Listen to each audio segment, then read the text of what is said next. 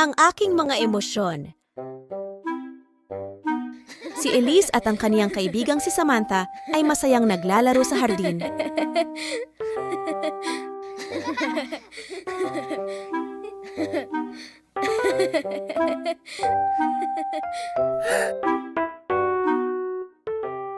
Samantha, nakita mo ba ang pang-ayos ko ng buhok? Nakita ko kanina suot-suot mo. Baka nahulog. Halika, hanapin natin. Patuloy na naghahanap ang dalawa sa nawawalang gamit.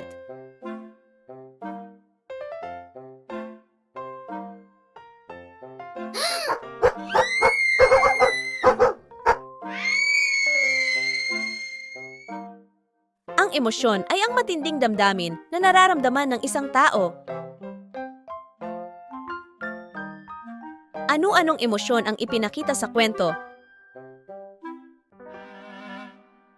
Ipinakita sa kwento ang iba't ibang emosyon tulad ng tuwa,